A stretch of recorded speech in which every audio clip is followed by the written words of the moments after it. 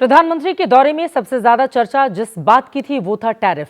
Donald Trump के बयानों से ऐसा लग रहा था जैसे वो भारत को बार बार ये बता रहे हों कि हम उन पर बहुत ज्यादा टैरिफ लगाते हैं। हालांकि प्रधानमंत्री मोदी और उनकी टीम ने ट्रंप के हर पैंतरे पर सावधानी से काम किया। प्रधानमंत्री के दौरे में टैरिफ को लेकर क्या कुछ हुआ है, अब इस रिपोर्ट के जरिए जानिए। Tariff tariff tariff. इस टैरिफ पर ट्रंप ने भारत पर दबाव बनाने की कोशिश की, आक्रामक रवैया रखा, लेकिन पीएम मोदी और उनकी टीम ने अमेरिका में सब कुछ आसानी से हैंडल कर लिया। ट्रंप की चतुराई देखिए। प्रधानमंत्री से मिलने से कुछ घंटे पहले उन्होंने अमेरिका की रेसिप्रोकल टैरिफ पॉलिसी का ऐलान कर दिया।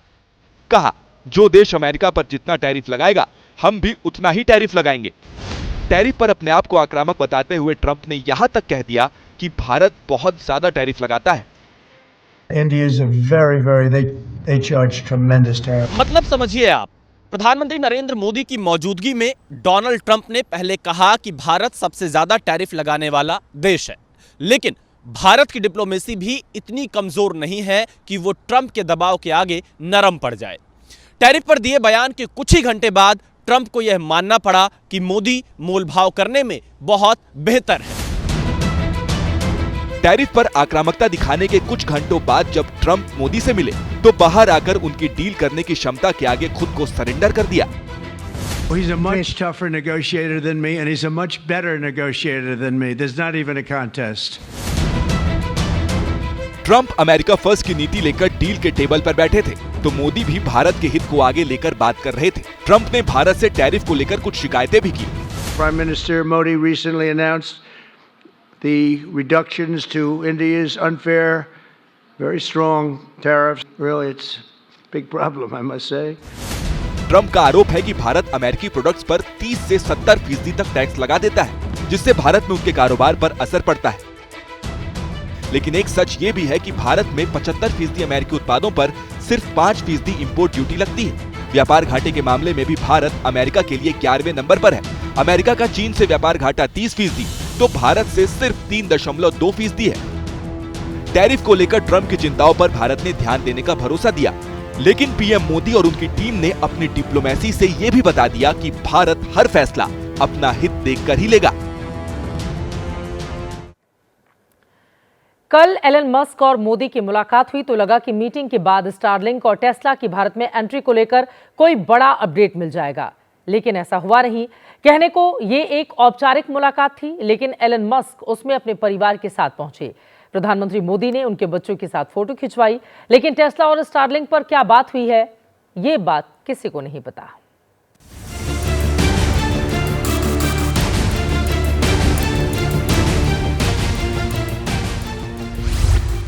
प्रधानमंत्री मोदी जब एलन मस्क से मिले तो लगा कि स्टारलिंक और टेस्ला की भारत में एंट्री के रास्ते खुल जाएंगे, लेकिन मीटिंग के बाद इस पर कोई अपडेट नहीं आया, ना कोई वादा ना इरादा।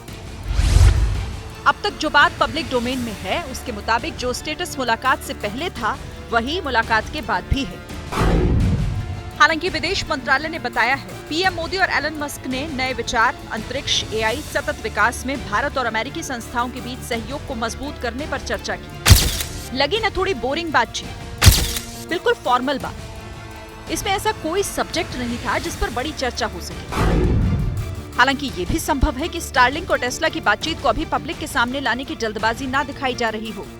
इस बात में कोई दो राय नहीं कि एलन मस्क बेसब्री से भारत में अपनी दोनों कंपनीज को लाना चाहते हैं, लेकिन दोनों कंपनीज पर भारत में पेच फंसा हुआ है। पहले स्टारलिंक की बात करते हैं। स्टारलिंक सैटेलाइट के जरिए इंटरनेट देता है, जो हर मौसम में हर जगह इंटरनेट दे सकता है। भारत उसके लिए बड़ा बाजार है। अगर स्टारलिंक आया तो जियो, एयरटेल जैसी कंपनीज को चुनौती मिलेगी।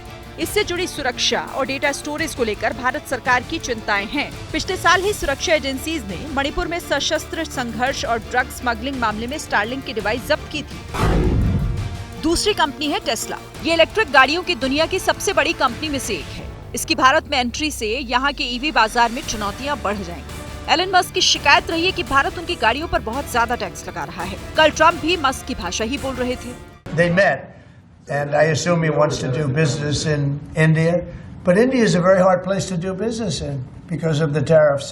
They have the highest tariffs just about in the world. And हालांकि भारत सरकार ने इस बार के बजट में महंगी इलेक्ट्रिक गाड़ियों पर इंपोर्ट ड्यूटी 125% से घटाकर 70% कर दिया है। इस फैसले को टेस्ला के लिए न्योते जैसा देखा गया। अब पीएम एलन मस्क से मिल भी लिए हैं। देखना होगा कि विदेशों से आई इलेक्ट्रिक गाड़ियों पर इतनी उदारता के बाद अब टेस्ला की भारत में एंट्री कब होती है। दुनिया बदल रही है और ये भारत के लिए ला रही है इन्फिनिट अवसर, जिसे हम कहते हैं मिनट इन्फिनिट। आइए आइडियाज ऑफ इंडिया के मंच पर समझे इसी मिनट इन्फिनिट को 21 और 22 फरवरी abplive.com पर।